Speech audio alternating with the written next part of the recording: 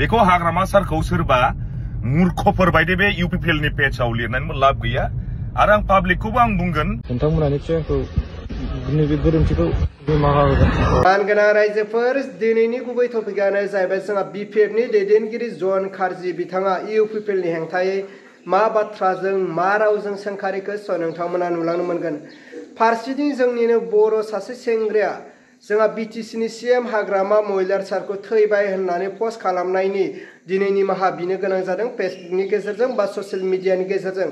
अब्ला रायजोफोर नोंथांमोना बे निमाहा बिनाय लोगोसे जन खारजि बिथाङा UPPL नि माखासे हेंथा बाथ्रा बुंनाय भिडिअ क्लिपखौ स्क्रिनाव होबाय आं नोंथांमोना नायग्रोदो। सिगाङाव बयखौबो खुलुमनाय जासिहरनाय थाबाय। आं दिनै भिडिअ लाबोनाया जाहैबाय बियो जितु ST डिमान्ड खालामनाय 6 जनगोष्ठीनि सायाव आं माखासे खोथा बुंनो नागिरदों।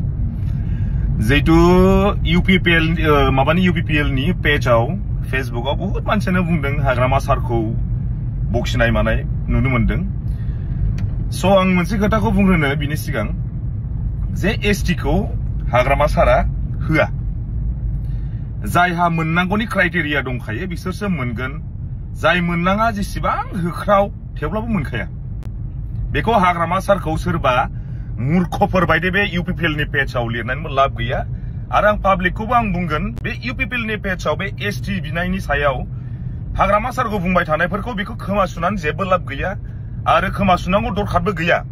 मानो होनोबा बिसोरो दाखालि BTC इलेक्शनाव जेनग्लिजोबनानैनो खर'आनो जाखाला UPPL निया।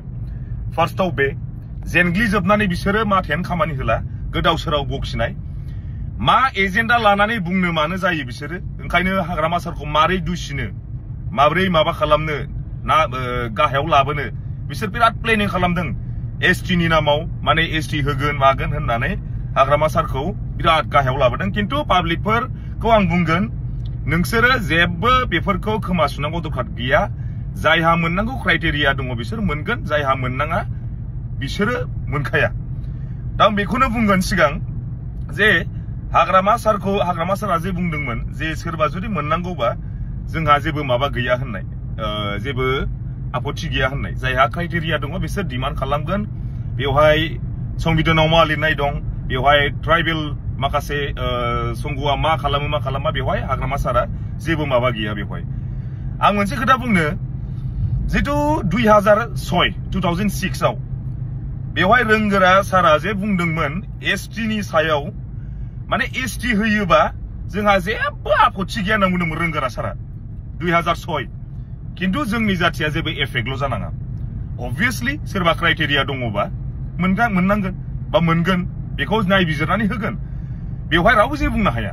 रोंगोरा सारा बुंदोंमोन 2006 आव जे ST होयोबा जोंहा जेबो आपत्ति गैया होननानै। ओमफ्राय 2020 निफ्राय 25 सिमाव बे गबिन्दआ डिपुटि चिफ जानानै एक्स डिपुटि चिफआ बे दुनियानि होख्रावबोदोंमन जे जोंहा जुदि ST खौ होमारोब्ला जोंहा जेबो आपत्ति गैया होननानै। होमबा मा खोथा जाखो बियो? बे UPPL नि पेजआव लिरग्राफ्रा बिनि सायाव बुं 2006 आव जे बुंबोदोंमोन रोंगोरा सारा 2020 निफ्राय 25 सिमाव जे गबिन्दआ बुंबोदोंमोन बिनि सायाव मा बुंगोन? बेखायनो जानला मानला बिसिनि UPPL नि पेजआव जेसेबां मा बुङो बखिबाय थादों। किन्तु पाब्लिकआ जेबो साननो नाङा जेबो आन्दायनानै जाहाथा कनफिउज जानो नाङा। बिसोर जाहैबाय जेबो माथा गैला जेबो खर' गैला। बे जेननायनि उनावहाय जानला मानला बखिनानै सेस जाबाय। आरो बे UPPL नि पेजआव जा लिरदोंना बिसोरनि माखासे मिस्टेकनि थाखायनो दिनै जेनग्लिजोबदों UPPL आ। आरो जितु 7था देरहानानै दङना बिसोरबो बे UPPL नि पेजआव जा बखिलाबायना बिसोरनि थाखायनो बे 7 जनाबो आरो जेनबावगोन। नायबाय था। थेंक इउ स' माच। आं दायो लामायावबाबो भिडिअखौ बानायथारनाय जाबाय। दा खोथाया जाहैबाय मैया माखासे फेसबुकआवहाय माखासे भाइरेल पस्ट जाबाय थादोंमोन आंनिनो जि हाग्रामा सारखौ लानानैहाय। ओमफ्राय दा गोबां मानसियानो सुखुवाखै रागा जोंदों। बेनिखायनो आं निमाहा बिहैफिनबाय फेसबुकआव फैनानै। नोंथांमोना निश्चय आंखौ नैबे गोरोन्थिखौ निमाहा होगोन। नोंथांमोननिसिम आं गुरैयै खावलायहरनाय थाबाय। एसेनोसै। Thank you.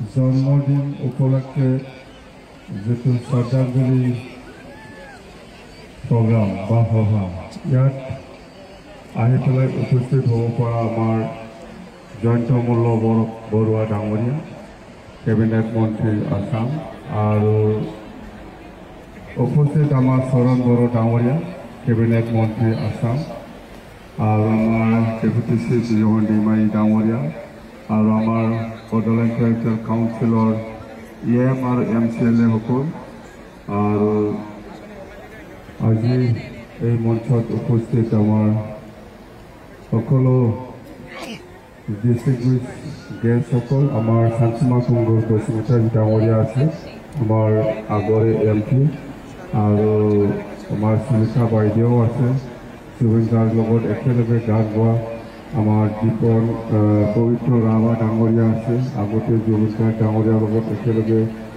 গান গোৱা আৰু উপস্থিত আমাৰ ইয়াৰ উপলক্ষে যিটো শ্ৰদ্ধাঞ্জলি সভা ইয়াতে আপোনালোকে সকলোৱে একগোট খাই পেলাই আমাৰ আজিৰ এই সভাত উপস্থিত হৈছে তাৰ কাৰণে মই সকলো আলহীসকলক সকলো ছাত্ৰ ছাত্ৰীসকলক মই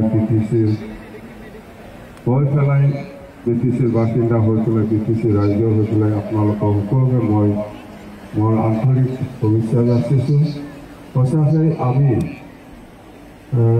জুবিন গাৰ্গ ডাঙৰীয়াৰ যিটো মেমৰিয়েল যিটো পাৰ্ক আগত পৰা যিটো আমি কৈ আহোঁ ইয়াৰ লগত ষ্টেচু বনোৱাৰ যিটো ফাউণ্ডেশ্যন আজি সঁচাকৈ আমি এইটো কৰিব পাৰিছোঁ এই চিলড্ৰেন পাৰ্ক বা এই জুবিন গাৰ্গ ডাঙৰীয়াৰ যিটো মেমৰিয়েল পাৰ্ক ইয়াত মানে আমি বিভিন্ন এক্টিভিটি আমি ৰাখিব চিলড্ৰেনসকলৰ যিখিনি বিভাগ থাকিব আইটেম থাকিব সেইখিনি আমি সোমাই দিওঁ মুঠতে জিমৰ পৰা আৰম্ভ কৰি মুঠতে ইয়াত সোমালে যাতে বিভিন্ন এক্টিভিটিটো পাবলৈ সক্ষম হয় ইয়াৰ বিভিন্ন লাইনত আমি এই পাৰ্কটো আমি বনাম अब्ला मानव गेदेर रायजोफोर नोंथांमोना नुबाय बुजिबाय जन खारजि बिथाङा दिनै इउपिपिएलनि हेंथायै मा बाथ्राजों मा रावजों सोंखारदों लोगोसे एसटिनि सायाव गोबां बाथ्रा बुंलांदों जन खारजि बिथाङा नङा होनब्ला फारसेथिं जोंहा हाग्रामा मैदेरसारखौ बे बुहुमनिफ्राय रुंसारि जालांबाय बा थैबाय होननानै पस्ट खालामनायनि निमाहा बिनांबाय स' नोंथांमोना बिनि बेलायाव मा कमेन्ट खालामहरो नोंथांमोना कमेन्टनि गेजेरजों फोरमायहर लोगोसे नोंथांमोना हाग्रामा मैदेरसारा जुबिन गार्गनि जोनोम सानजों लोब्बा लाखिनानै मा बाथ्रा फोरमायखो स' नोंथांमोना खोनाबाय बिनि बेलायावबो नोंथांमोना कमेन्टनि गेजेरजों फोरमायहरनो दाबाव अब्ला रायजोफोर दिनैनि भिडिअखौ आङो बेखिनियावनो फोजोबबाय भिडिअखौ मोजां मोनदोंब्ला लाइक लोगोसे चेनेलखौ मोजां मोनदोंब्ला साबस्क्राइब